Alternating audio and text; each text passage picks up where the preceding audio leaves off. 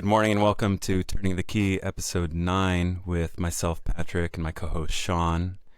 Every week, we explore our mutual passion for the I Ching, taking both the ancient perspective, the origins of this profound wisdom stream, and braid it with some of the modern wisdom that's flowed through the Gene Keys, authored by Richard Rudd. And so today we're going to be talking about Hexagram 38. In the Gene Keys, this is the key of honor, the city of honor, the gift of perseverance, the shadow of struggle.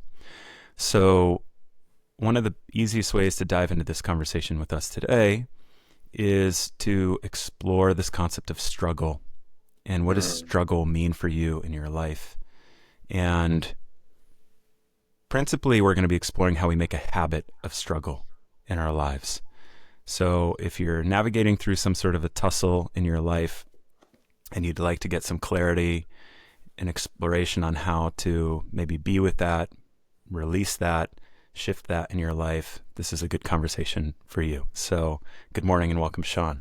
Thank you so much. Yeah, struggle. While you were saying that, what jumped into my mind right away was my tendency to struggle against struggle, or to like have my own dialogue and narrative that I become addicted to. Like literally wake up with the same message happening in my head, the same internal dialogue happening in my head around my struggle. So it's like to struggle against your struggling, and it's that meta layer that is really just what I feel, and I know you haven't named it yet, but that brings struggle into perseverance, is where you can just be in sometimes difficult, uncomfortable, stretching moments of your life, or even compressing moments of your life, but not necessarily have your own inner judgment dialogue around it, that actually defines your struggle and creates the poor me, creates the victimization. So where I would invite listeners to also, where is the struggle in your life, and what is your internal dialogue, narrative, and perspective on it? What is it saying to you? How do you hold that, and how do you hold that story around it? Absolutely. Yeah, maybe Sean, you could also take us into the background of this hexagram from the I Ching's Yeah, perspective and the figure itself. this is a powerful hexagram. So this is fire over lake. And so that's an image of fire over water. And so we all know what happens when you take something that's burning and you put it into a body of water, right? It goes out. So, and if you've ever, if you want to know what struggle, like an embodiment of struggle, try to light a campfire with damp wood. You know what I mean? Or to maintain a fire like when it's raining. And so that struggle against opposites, of again, fire over lake. But this isn't fire over water, which has a different connotation, which is like this true opposite. And the seal, or the seal, I think the bronze script maybe, or the ancient script, or the ancient ideograph, where the characters that are now used to say the name, which is Kwai, for this hexagram, is a picture of an eye, and with a really defined pupil, turned over kind of on its side. So it's kind of like really looking in and focusing. And then on the right is two hands, and then underneath the hands is a bow and an arrow, or an arrow. So it's like the thing that divides or opposes. So some traditional names is like opposition, opposing, and estrangement. But also another author chose diversity, which I think is a good read on the hexagram. So fire over lake is also very important, because lake is also holds the resonance of metal, the phase of metal, and that goes with the lung. So as we talk more about how breath can move into this space around this hexagram, it is important. So if you think of the only time where naturally there's fire in water, It's really only when natural gas will seep through rock like shale Hmm. and then move into a body of water and then come out. So there's Hmm. actually a waterfall. I think it's called the Never Ending Flame or something. The It's eternal flame. the Eternal Flame, yeah, in New It's in New York, York. Hmm. yeah, where this is happening, where there's a waterfall and there's a pool of water underneath the waterfall with a flame on it. Hmm. And so you have to think that if this is actually happening, how rare would it be for this natural gas plume to be happening over a body of water? But then how would that ignite?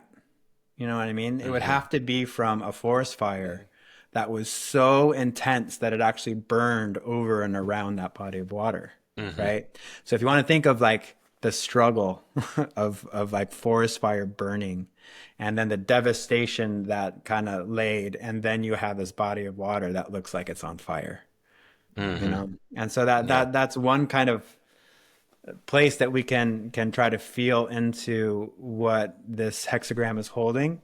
And then from another perspective, with the metal perspective, you see the fire and the water during ironworking. And in particular, when Mm. you're beating the iron, and then you're putting it in the bucket of water and the flame is shooting out.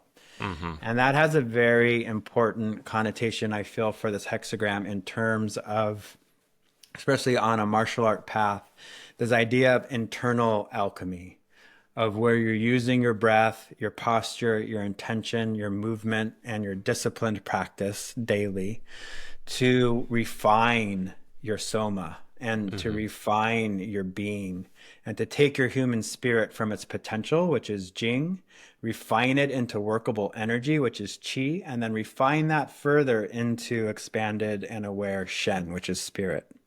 Mm. And so it's this working, and oftentimes that process in Chinese proverb and also classical writing is referred to, creating a sword. So Hmm. we start in this kind of crude metal state, and then we're put into the fire of our disciplined practice that removes the impurities, so the impurities slough off of the metal, Hmm. and then we get beaten, and then dipped into water, and then Hmm. heated again, and beaten again, dipped in the water, and so there's the struggle right there. Hmm. You know what Hmm. I mean? And then the pure perseverance of doing that over and over again until finally the metal is purified and folded. Then it can be sharpened and polished. And when it's sharpened Hmm. and polished, then the honor comes. Wow. That's really fascinating because I was trying to feel into like, this is one of the first times where, of course, having such a stark opposite between fire and water that, you could look and say, well, how would fire over water be different than what we're talking about today, which is fire over lake? And Yep. the metal aspect seems so interesting Hmm. because of course it's the metal, the fire and the water that creates the sword, and this hexagram holds the archetype of the warrior. Hmm. And that journey, as you're speaking of the alchemical journey of sharpening our own blade, sharpening our own inner warrior spirit, Hmm. and the the struggle, the tussle that comes with that. And really beautifully, I feel like I'd like to begin from my own perspective in this hexagram and learning and study with just hearing from Richard speak upon it. You know, somewhat paraphrasing something that he shares is the difference between um, the kind of resistance to struggle and the resistance to suffering while struggling. And this Hmm. concept of like life needs struggle, Hmm. and struggle is how we grow. It's a sharpening process. It is the hammer beating the sword and forming it into its form, or creating the tool, putting up a house, anything like that. There's a there's a struggle involved in creating and forming something and forging something in our lives that takes perseverance. But do we need to suffer in that? And that distinction of that suffering often comes when we're struggling in a fight that we don't really want to be fighting. Mhm. versus the good fight, the higher fight of spirit, of growth, Mhm. of know thyself.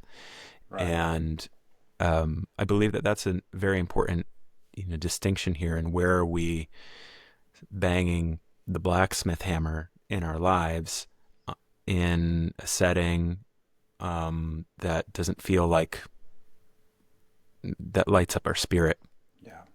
and where are we kind of like forging in a space that doesn't feel like it's our own, or doesn't resonate with our hearts, Mm. and therefore it truly is just a vacant struggle, because it doesn't have any bridge of a connection to us, to this higher sense of purpose.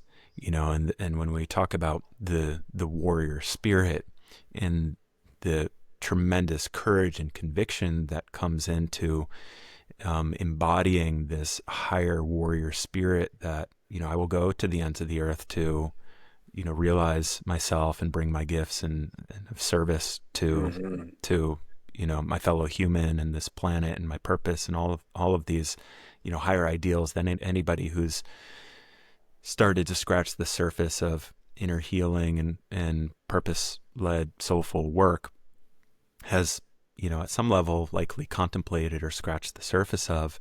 How do we tap into that, so that we're able to pour our energy fully and fuel fully the the quest, the mission, the campaign that it feels deeply destined to us, and therefore we can actually give this deep um, well of energy Yeah. towards that, and feel like we're actually getting something back in that, where I'm forging the Mhm. blade, but it's also forging me, and I know that.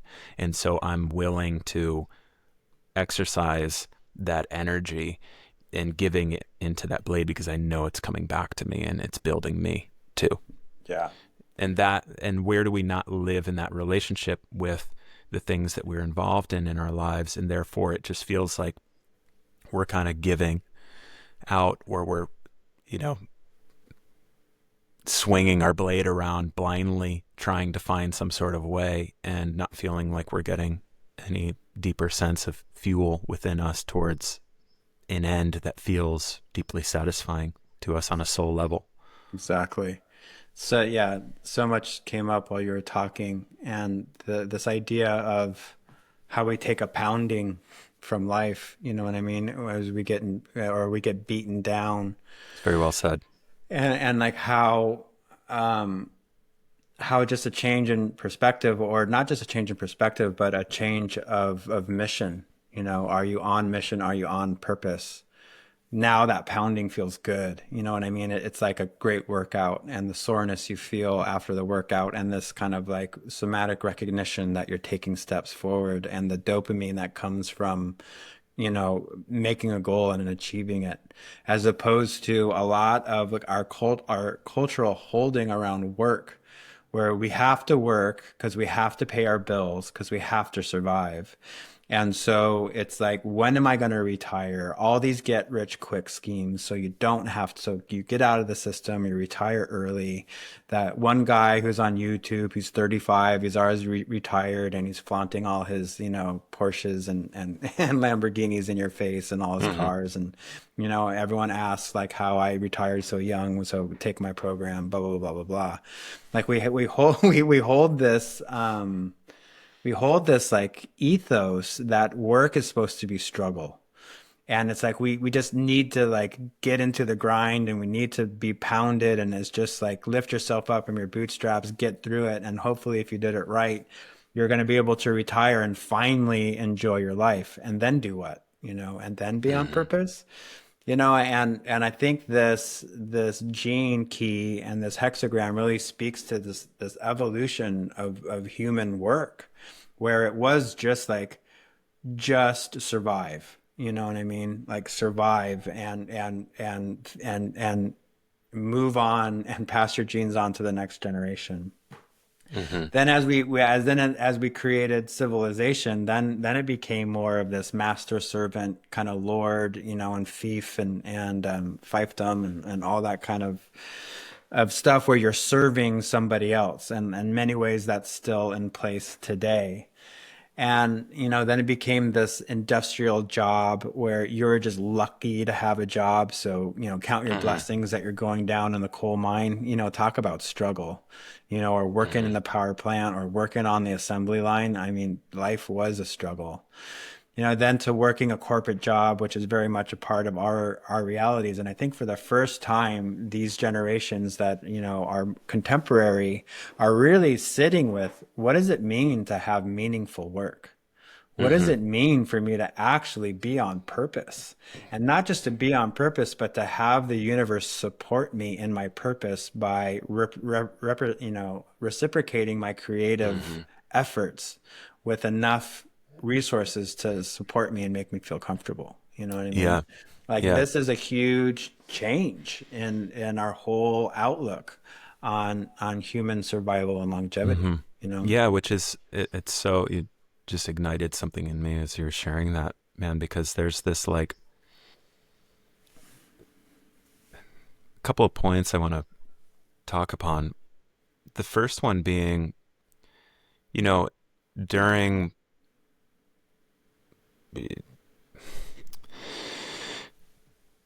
during the world wars where there was a lot more, factory labor and industrialization going on, there was this concept of like, well, there you are in the factory and you're serving this higher purpose. And therefore you can undergo these like really harsh struggle conditions, suffering Mhm. conditions of Mhm. working long hours, not getting paid too much in these factories because you're serving this higher ideal. and Right. and it was just activating for me, since we're talking about the warrior archetype, where the higher ideal of becoming a victor in war Mhm. was used throughout time and still is at many levels Right. to try to bring more inspiration to people into their sense of work, that you're serving something higher. You're serving our survival as a nation, in this world. You're serving our survival as, people of these values in this world by, continuing to slave away in these industrial, horrible conditions. Yeah. And people found, pride in that. And it makes me think to, the book 1984, where it's like every however many years, it's like the country that we're at war with has shifted. Oh, And we've always been at war, and how right. that was kind of used in that novel as the sense of like, this is this thing that we're all struggling and working towards. But Right. it always keeps on changing. Then there's another war. Then there's another thing that Right. we have to kind of, go in and sacrifice ourselves in the struggle to kind of, prop ourselves up. Well, here Right. we are now in modern days where people are really stopping and pausing and questioning it a lot more. Yeah. Um, Particularly because if someone's spent over $200,000 on an undergraduate education and then has gone in and gotten their MBA and spent another $100,000 plus, and they got a job working at McKinsey or one of the big consulting firms, and now they're seeing that their job is being replaced instantaneously by AI. It's going to welcome into some people's perspectives like, let me take a pause and look at this because something's clearly Right. off about this. I was supposed to, struggle the good struggle Right. to find the sense of purpose. And now here I am. And now, in the snap of a finger, I'm at risk for losing my Yeah. work. And for And what? obsolete. You're right. And what actually do I want to participate in anymore? Because it seems like anything that I'm working on, am I just putting together PowerPoint presentations that are perpetuating, bombings Right. and like all of this other nonsense in the world? It's like the veil is lifting more and more. Right. And that's bringing people, I think this is a good time to speak into the spectrum of the shadow of struggle, where you have on the one end, you have every shadow within the gene keys has, there's a spectrum. There's a repressive angle to the shadow where we Mhm. turn that struggle inwardly upon Right. ourselves. And then there's a reactive angle where we Mm. project it outwards. And so Yep. the terms detailing those are defeatist, that's Yeah. the repressive, Right. which is sort of the woe is me Yeah. energy. That's like the laying down and why get up and fight. And on the Mm. other end, there's I think it's called aggressive or something of that sort, um, where it's sort of like blindly flailing around your sword out of this like hunger to try to progress your way forward. And so there's the roll over and die, or there's the, blind spray and pray, type of energy Right. that we have here. And beautifully, and we're going to be talking, we kind of always go through the progression of the spectrum here, Right. shadow gift city. And Right. in perseverance, one of, this is of any of the keys, this is one of the big, I mean, they all invite this, but this one especially invites a pause, and that's how we start to break ourselves out of this habit loop of struggle, just running that hamster wheel, turning, churning the conveyor belt of our own blindness to our sense of fulfillment and purpose, where we're exhausted at the end of the day, but feel like we haven't actually made any sensible gain in nearly any dimension of our lives, most especially the deep, soulful, nourishing part of feeling like I'm on purpose and I'm building towards a life of service and connection, and self-realization. Right. And so yeah, there's this like life is sort of forcing aspects of these pauses for people. You Yeah. lost your job. You spent Yeah. almost a decade, Or studying in more. higher education for Right. this job that has now been replaced. Yeah, And so exactly. what are you actually going to do now? And Yeah. what cause are you going to support? Yeah. And where are you responding to that with more struggle of like the rollover, collapse, freeze, disassociate, don't want to look at it type of energy, denial, or on the other end of the spectrum, that reaction of like, well, I'm going to just try harder. I'm going to try to like outdo, you know, the force that's kind of maybe subtly behind the scenes pushing me in a direction towards sitting on my ass for a moment and saying, okay, something about all of this is broken. Let me actually think about this sideways for the first time in my life. Yeah, exactly. And that sideways eye, where Yeah, it's just like, you have to turn your eye yeah. and then see it on a different perspective. Mm-hmm. Yeah, as you were talking, all I could see was this like the two different ways that people approach a job that they hate. You know what I mean? Where one, Mm-hmm. like the defeatist, where they're just like sunken and hollow and they're just quiet and they're kind of slumping their way to and from their job, or maybe they, are finding themselves on a bar stool at the end of the day Mm-hmm. and just Yep. drinking themselves into a place of like true defeat. You know what I mean? Or the person who's angry, you know what I mean, who's screaming at everybody on the road and then getting to the job place and causing all these opposition, like creating all these problems and always arguing, always sending emails that are disruptive, always complaining, always like, Mm-hmm. bringing up all this stuff, feeling like their fight is somehow bringing honor, right, Mm-hmm. to their struggle, and like to really look at actually it's not you, it's the job you're working. Mm-hmm. And I really like a few people have said it that when people have depression and anxiety and restlessness, it our the way that our society responds to that quite often in kind of a blanket statement is that you're sick, you need help, you need to work on yourself, or you need some type of medication in order to survive. Mm-hmm. But truly, the way that I've heard it be described and what lands for me is that no, you're not sick. Actually, you're really healthy, and your inner compass is sounding the alarm that you're not on true north. You know what I Mm-hmm. mean? That these feelings of disruption and these feelings of disenfranchisement in your own world and life is actually your soul saying, "Wake up! You're Mm-hmm. not supposed to be doing this. You're not supposed to Mm-hmm. be putting your creative essence into this path." Mm-hmm. But like we're our system locks us into these grooves of being, especially through debt. Like, Mm-hmm. you go to school, you try to follow the program, you go to school, you buy a house, you buy a car. All these three things put you in hundreds of thousands of dollars of debt. And then Mm-hmm. what? Now you Mm-hmm. have to work. And we're working to fulfill a system that, if you look at it historically, is basically the industrial war machine. It Mm-hmm. began with the papal kings, and it began with the might of the sword that grew right out of the Roman Empire, which was all about conquering the world. And then it again, the papal kings used their armies and used the sword to conquer now in God's name, which gave Mm-hmm. them some, religious authority to then go around the world and colonize and, basically rape, murder, and plunder innocent people and all their land. And then Mm-hmm. that moved into our corporate reality of like the good CEO as the conqueror. But Mm-hmm. ultimately, like so much of our global economics is based on war. And Mm-hmm. that is a really sour, bitter, spiked pill to swallow. But it must be looked at because Mm-hmm. when you really look at what your work and effort is supporting, it can get you sick.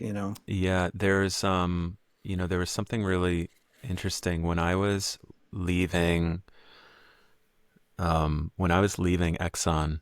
Right. So I had my corporate history in Exxon I mean, for a few oil. years. Yeah. Yeah, well, I studied for a long time to become a chemical engineer, Sure. and then landed this job, and instantly I was unhappy, and you know deep gratitude to myself for listening to my heart and knowing that Sure. that just was not the place for me. Yeah. Thank you. But when I started to look for other opportunities when I was moving to New York, one of the places that I started to look at was one of the big construction companies. I forget the name of it.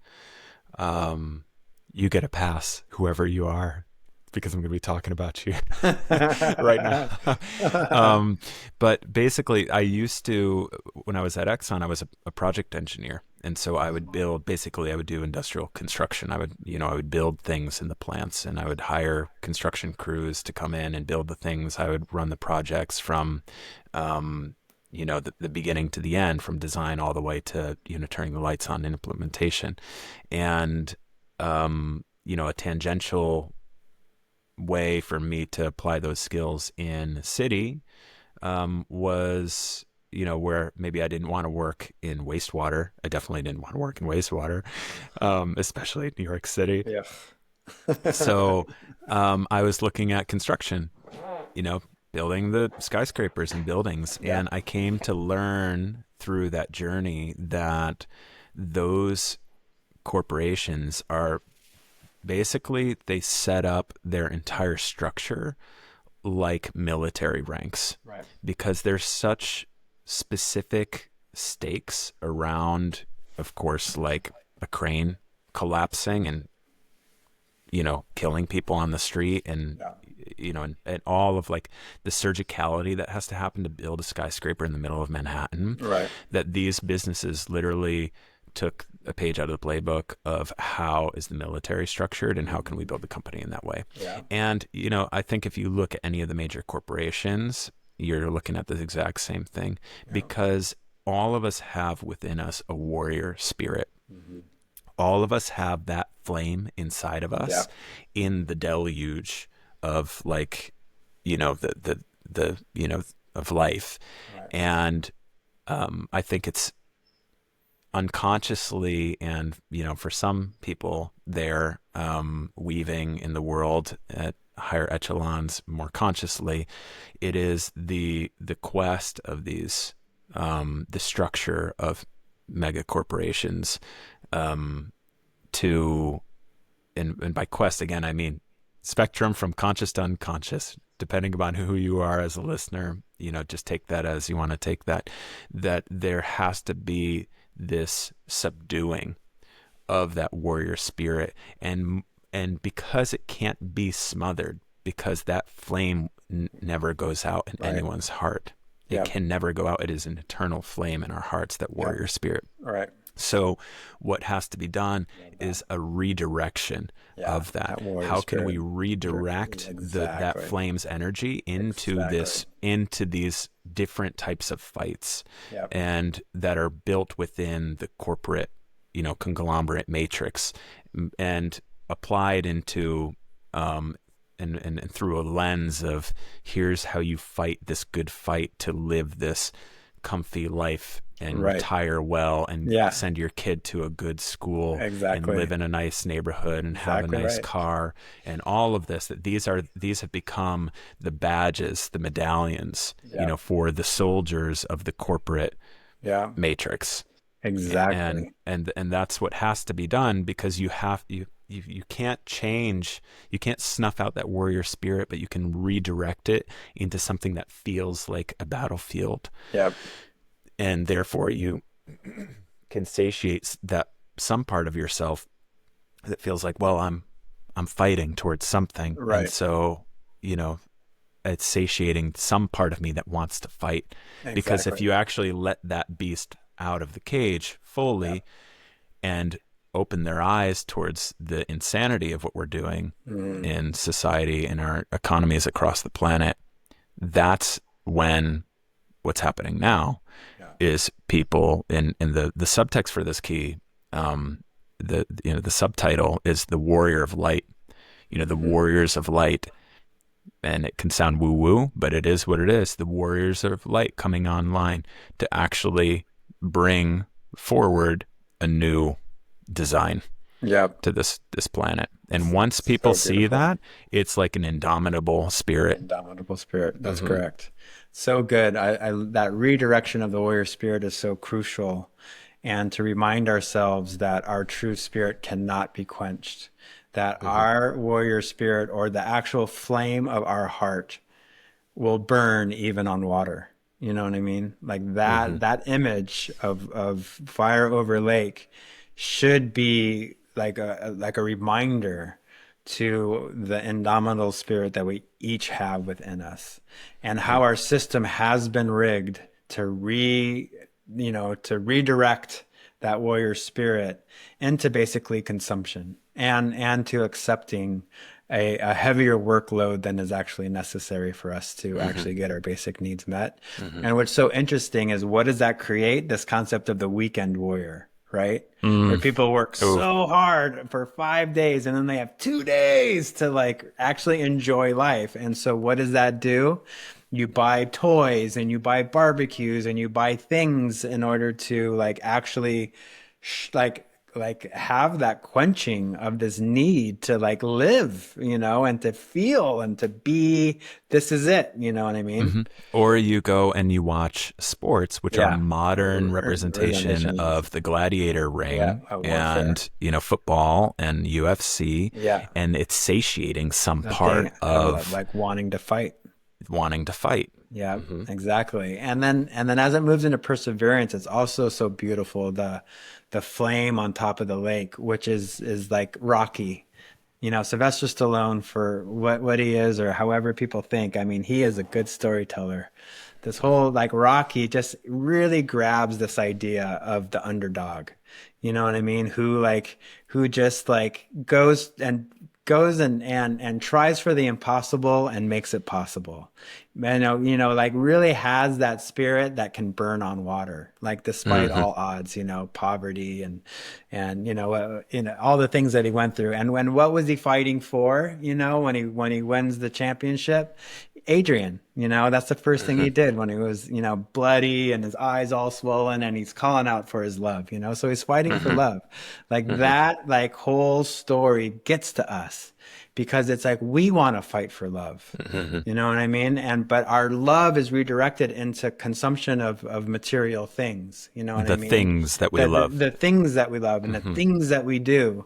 And, like in the 90s when I came of age, that was like, wah, wah, like motorized things, boats on water, like drinking lots of beer and like really loud music, like Hmm. Weekend Warrior. And now it's turned into maybe like more of an extreme sports, and like Hmm. actually in the self-realization world too, it's like how big can you go? People chasing these peak experiences so they can Hmm. kind of say, yeah, I've done this ceremony, I've done that ceremony, Oh this yeah. this Vipassana, I've hiked this mountain, I've done this Hmm. 100-mile race. Hmm. Whatever it is, it's like, Hmm. can you see how much I struggle, or can you see how extreme I go in Hmm. order to bring honor, this actually a false sense of honor into our life. Yeah. Can't you Yeah. see how I can burn on water basically, Oof. when really what we're doing is burning ourselves out and we're burning up our earth, because Wow. Wow. that's the other time that fire is on water is when oil spills and it catches. Mm, mm, mm.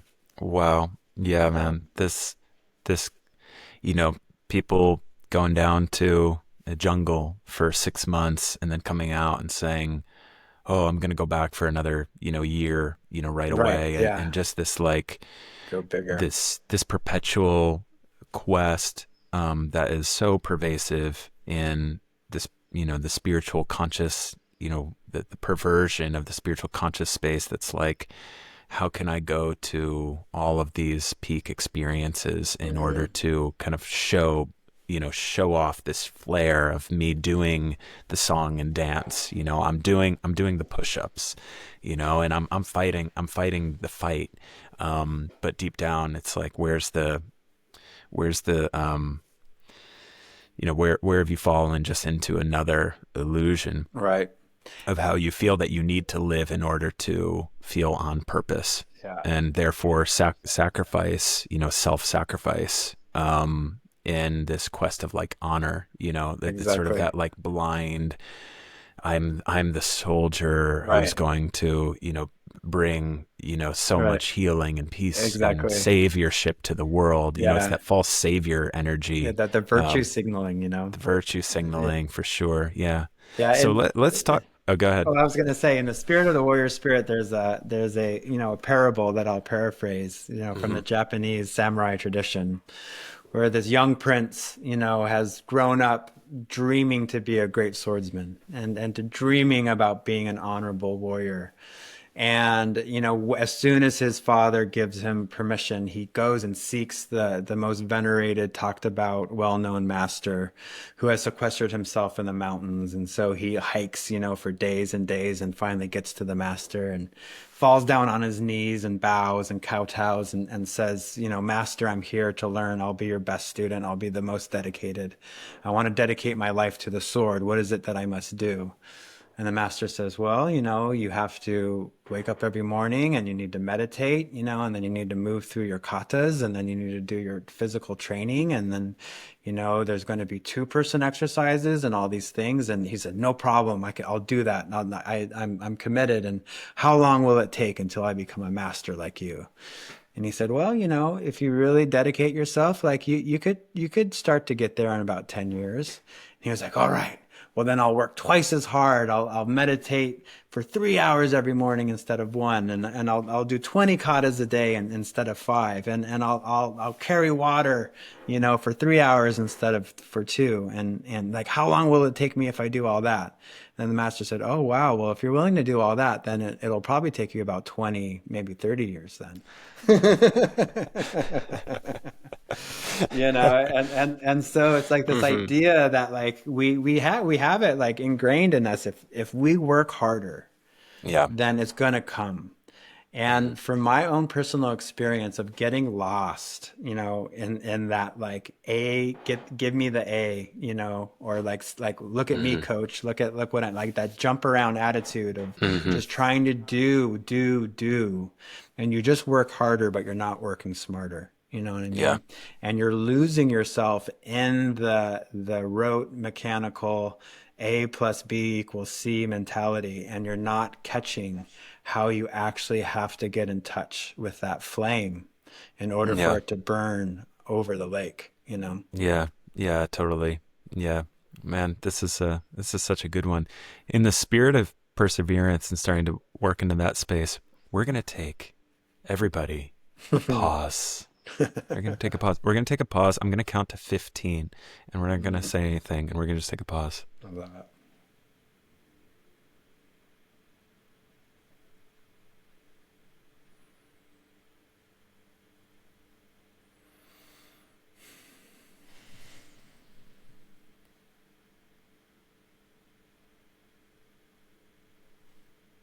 Okay. I let it go a little bit longer. This gift of perseverance is of like I said before, of any key, there's this invitation with this key to move into gift frequency, to take pauses, almost nonsensical pauses. Like you're in the middle of washing a dish, but you decide, even with the water running, or, even to just stop halfway through washing the dish and you just look outside for 10 seconds.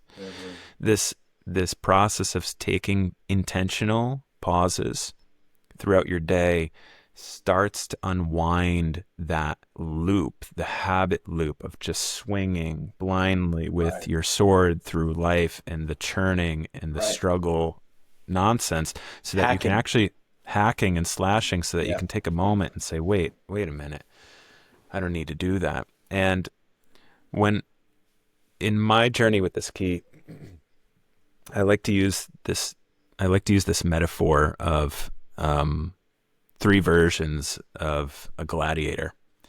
So version one is the gladiator of struggle, where they're thrown into the ring, and there they've got lions, they've got other soldiers coming at them. The crowd is throwing tomatoes at them, and they're just looking around in total panic. And they're either kind of running away in total fear, or they're hacking and slashing as hard as they can, swinging blindly against all of these threats out of this panic of struggle. That's struggle. The end is imminent, and this terror as this warrior against these insurmountable odds of trying to find your way through all of that. That's what the vast majority of people on this planet are living through every single day. Exactly right. Perseverance, now you have the gladiator who pauses and stands in their stance and uses their perceptual abilities to take in their environment. They take a pause, and then they look and they see a section of the ring that they can move to, where they can have a greater vantage point. They can then identify which foes start to seem like they're more vulnerable targets that they can maybe isolate and take out, so that they can move on to the next. Again, we're playing with the gladiator theme here. But through intentional pauses, that the gladiator is able to move out of just this looping of the panic into, I'm starting to actually engage with what's here and take in the environment. Just like any, and I love, just in the spirit of martial arts, anyone who has studied,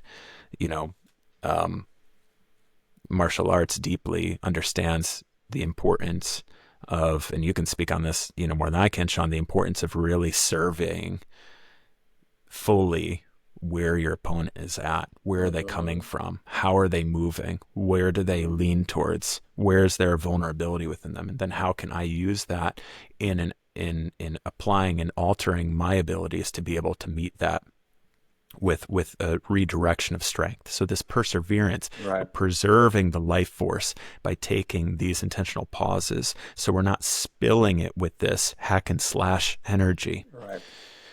There's this perseverance. Honor is the sword dance.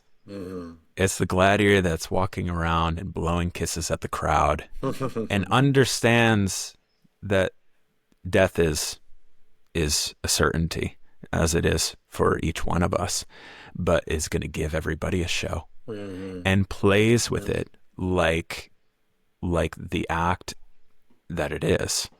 And that difference between like the warrior who is, fighting tactically, to the sword dance, where it becomes actually a dance. It becomes an artful demonstration of one's dexterity and one's ability to move and express that spirit, that fire within, and dazzle the crowd with their ability and with their opponents.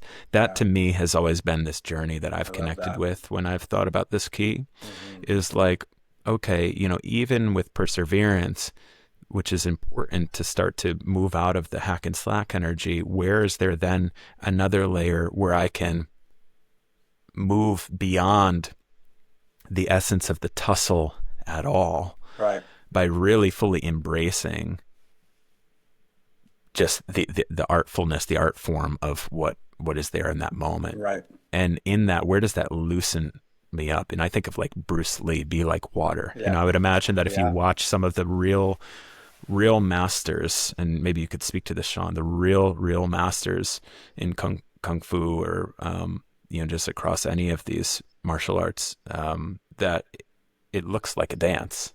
Yeah. Oh yeah. Oh, that yeah. Thank you for saying all that.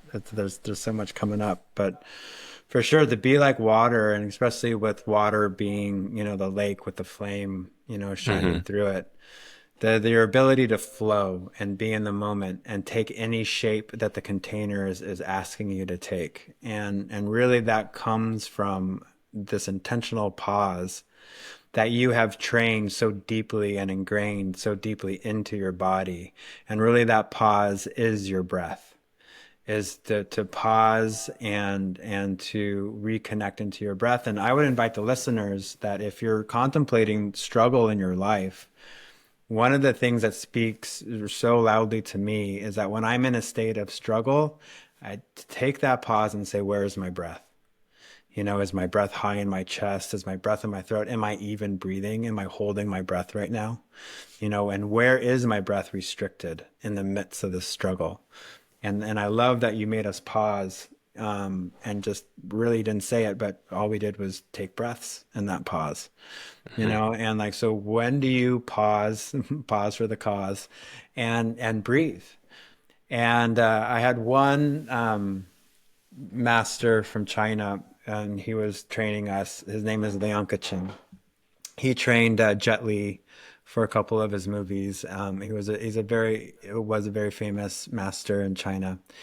But he was a guy that was actually thrown in jail during the People's Revolution when Mao was kind of taking this like cultural cleansing of China. And he got put in jail for being a martial artist and stayed there for 15 years. And within jail, that whole jail culture, he, had students, he had recognition and status. But then after 15 years, especially because of Bruce Lee and what Bruce Lee did for China around the world and what he did for martial arts, the Chinese government was like, oh, actually, our Kung Fu is a cultural heritage. So let's bring some people back into the limelight to like reignite martial arts in China. And he was one who then got released from prison, and he stepped into, the China after the 1950s, and then went back to prison on his own volition because it was just so different. Stayed in prison for 15 more years on his own, Wow. on his own court, and then finally re-entered society. And that's when he trained Jet Li, and then and came over and worked with us a little bit. Anyways, he said, when because this was Xingyi, which is mind form boxing, or mind over matter boxing, basically. And he was saying, and there's 12 animals, that you work. And he was like, when you train the animal, you don't just train the movement, you train the spirit of the animal. And when you're training the movements and the spirit of the animal, when you're doing your empty form, your empty hand form, which is just the shadow boxing in the air, he's like, that you imagine your worst possible opponent in front of you. You imagine the person who would scare you the most, the person who would be totally like, you would never have a chance to win against, basically. Like your worst nightmare. Like that's who you're picturing in front of you as you're doing the movements, and you control your emotional state as you're in that mental, picture of working your form. But he said, if you ever come across an actual person that you have to fight, when you go to move, you imagine that nobody's there, And so it's like this idea of totally surrendering and pausing that ego struggle and just being in the moment and flowing. And then that is what brings honor. And then and the other space in this is that, in Japanese samurai culture, there's a saying that says when two masters meet, they have tea. Because there is no, when two masters meet, there is no struggle, there is no ego, there is no need to fight. So they sit down and they have tea and they become friends. The other thing with perseverance that is coming up as you were talking is that Osho, in his mustard seed, which is his contemplation on the gospel according to Thomas, that came out, in the all the texts that were found. And I think the Nag Hammadi, is it? The Nag Hammadi texts. Mm. They're like early, like they're scriptures that were sealed in a vase and then found, I think, in the 1940s, and then got Mm. then and there was like a gospel according to Mary, a gospel according to Thomas. People talk that like actually there's a gospel actually written by Jesus. Mm. Anyways, so in this text, there's a saying that says, "For matter to have come from spirit is a miracle." So for spirit to have created this whole world of physical being is a miracle. But for spirit to then come out of matter is the miracle of miracles. You know what I mean? Mm. And so this flame that is actually arising and burning on a lake, and it's important that it's a lake and not an ocean and not a river or not anything else, but a lake, is this idea of spirit coming back out of matter. Mm. And that is really our path and expansion of human consciousness, or our evolution, is to, like, we've come and we have come into and out of this world to experience our own divinity, but we've forgotten about it. So we have to choose it. It has to come out of us in our own free will and our own consensual yes to who we are. Mhm. And so that is really deeply going into the water of our emotional world, into our soul, basically. And the lake is a representation of that space that becomes still, of when you've gone into the emotional watery depths of your trauma, of your upbringing, of your cultural programs, and you've been able to still that water. And then from that still water, the flame rises of your true spirit, of your truth. Mhm. And the only way that that happens is through perseverance. And the only way to turn struggle into perseverance is to know what you're fighting for, you know? Mhm. Yeah, this is so exceptional. I just love how these archetypes open up, and the pure archetype of lake over lake, the 58th Mhm. hexagram, Mhm. is in the gene keys is bliss, Yeah. and that it can be in some interpretations be like the peaceful or the Joy. joyous, the joyful Yep. lake. And so I often think of lake as this symbol of, of joy and stillness um and there's, from that, it's like in our modern interpretations of warrior as it's been expressed through bombings and all of the, this assortment of things, it's like, where's the joy? Yeah. How could there ever be joy? Where's But the the honor? true warrior, that spirit, that eternal spirit, is upheld by that joy. And I would venture to, say I I believe that any true master warrior knows that the source of their true power, their true fire, comes from that peace, from that Yes. stillness, from that joy inside, from their smile. And speaking of like the sword dance, and Mhm. that energy, the joy that's required, the looseness that's required in order to be able to express and move and flow.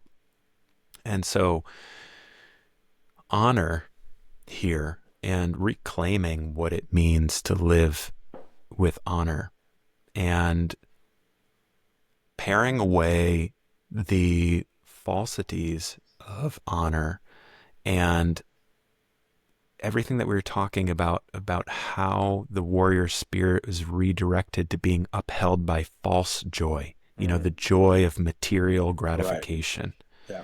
right? That's a false joy. Yeah. And or the joy of conquering, Hmm. and vanquishing an enemy that is a threat. Right. And um and then building, a whole society, military industrial complex, all of this that is based upon the rewarding of honor to, certain perverted principles of what it means, to be a warrior. And I find really beautifully in the keys and the gene keys, and Richard in his own personal contemplation, he speaks really beautifully of a journey that he took to an old battlefield site from, I believe, World War II, where his uncle had lost his life and was in command of a troop, and he speaks about honor as most men died and didn't have any account of how they died. They just knew that people just knew that they never came home, let alone if they ever found their bodies and brought them. But there was an account of his uncle's death, and he speaks of how the account was that he was wounded in battle, and a medic came over to tend to him, and he told the medic to go and tend to his other men first. And when the medic came back, he had died. And he speaks of this in the frame of honor, and just the invisible acts. Like, true honor are those invisible acts that we take on a day-to-day basis that are coming from the intentionality and joy of our heart to bring ourselves forward as these champions, these warriors of light, to choose to heal, to choose to bring more presence and love and compassion into our day-to-day relationships, to take care of somebody who is ailing or needs support. That these are the invisible acts.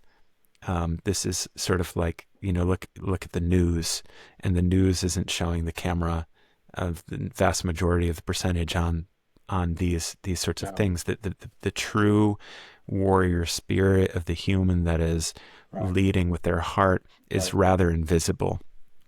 And so, where in our lives can we come into a relationship with this new interpretation of honor and what it means to really give ourselves to love in every moment, cultivating love in every moment, cultivating our conviction to bringing ourselves into building a life for ourselves where that heart leads. And how can we find a relationship with our own sense of inner honor in that process? And you can look at certain stories of warrior archetypes for inspiration in some ways. I know that I have, and I've brought in my own lens upon it, to not get so lost in sort of the machismo, culture. But there are symbols throughout, and archetypal symbols throughout stories that have really touched the hearts of people, that connect people to that same sense of that honor warrior spirit within. And like you were bringing up with the underdog, Sean, something that I think of sometimes, and it can be a little bit funny because it's a little machismo. Sure. Is the story of the Spartans and the Persian Empire. And and even in that movie, part of how it is depicted is sort of this, I mean, again, it's a movie, but it's depicted as this story, and just romance the story for a moment, of this culture of virtue, and then this large army that is this threatening presence, and it's almost, it's a certain death, basically. And then to stand with that spirit of preservation of, the families and the brotherhood that they were able to create with one another, that turned into a space of, that indomitable spirit that allowed for these, few numbers to actually go and create as much of a relative success as they were able to, and create a whole statement that then shifted the whole landscape in whatever the wars were going on at that time. So it's that sense of believing in our own indomitable spirit, and that if you're here and you're listening to this, and you're wherever you are in your journey, even if you're just beginning, no, you have an indomitable warrior spirit within you. You have an eternal flame within you that is waiting for you to nurture it and sit with it and believe in it. And as you fan your own flame in your heart there, that will carry you further and further into your path of fighting the good fight, fighting the fight of love, fighting the fight of building a life and a planet and a society where we don't need to struggle in this perverted, extractive matrix that divides us from one another and leaves us distrusting one another and just one step away always from aiming crosshairs at one another. Yeah. Thank you for saying that. That makes me just want to name and offer my gratitude to all the warriors of light out there who may not be acknowledged, and in particular the teachers, especially in the inner cities, who are persevering through insurmountable odds to come to the service of children, and the social workers in the same environments, the nurses and caretakers, the people who are caring for our grandfathers and grandmothers, and the people working in the marginalized communities to care for people, to bring in education, and to fight ignorance, disease, and addiction. Thank you for that work, Yeah, thank you. and thank you for being an internal flame on sometimes this lake of muck and mire that is the unfortunate result of a lot of human endeavor these days. And I think it's important for all of us to realize that that indomitable spirit is real and true within us, and that a lot of what brings honor, and Richard talks about this in the book, and it really spoke to me, is this ability to sacrifice yourself, to give of yourself without really concern for yourself, but for the greater good, which is essentially fire going and burning over water. Because even if that means that flame will be, put out. And also this idea of seeing this heart, his heart's truth, seeing the eternal flame in others. And to really honor somebody else is to honor that truth about them, and to see them at their highest frequency, to see them at their highest potential, and hold them there, even if their own emotional lake isn't calm, and even if their actions are putting out their own fire. You still honor them and see the fire and that eternal heart flame within them, and you honor them, even if that means not meeting their expectation at that time, even if it means doing something that may look like you're disappointing them. You know what I mean? But when you truly honor somebody, is to honor their truth and to see them in their highest frequency, no matter what.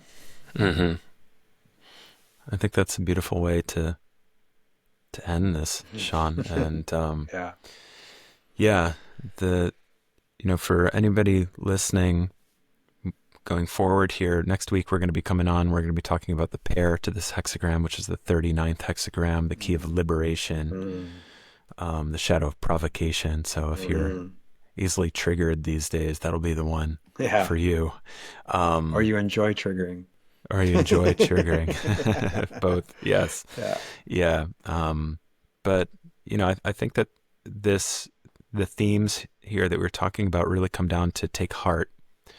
Take heart in what you sense in your chest as you navigate through the world and your work and your relationships, and listen to that subtle flicker in your heart and its whisper calling you towards something greater, something truer to you, and believe that by bringing yourself into that sanctum, into that space, and committing yourself to walking that path, to become that warrior who is really occupying that eternal flame in their heart, that your relationship with struggle will bit by bit transform. And I can say that's 100% for me in my own life, as someone who used to be so deeply in that space of just needing to work harder in order to survive, and all of that nonsense, and burning myself out in so many directions in order to try to feel some sense of self-approval and success in a broken system. that the more that I've come into service of that whisper in my heart, that flame grows, and little by little we even start to welcome struggle a little bit more in our lives. But it's not the same struggle. It is actually, it's the sandpaper that is, or it's the sharpening stone sword, that we yep, know the is whetstone. sharpening our blade, not for our own means, but for means that are greater than us, to be of Yes, service to this world and to life. And that's a fight that I every day bring myself to the dojo of to sharpen and train towards. yes, That's a fight worth fighting. yeah. So, Thank you. So well said. Yeah, this is a fight worth fighting. You're hmm you're you're worth fighting for yourself hmm and for that which you love, hmm Amen. Amen. All right. Well, from one warrior to another, Sean, Yes. and anybody out there listening, thank you so much, Thank you. and have a beautiful day. And we'll see you next week. Until then.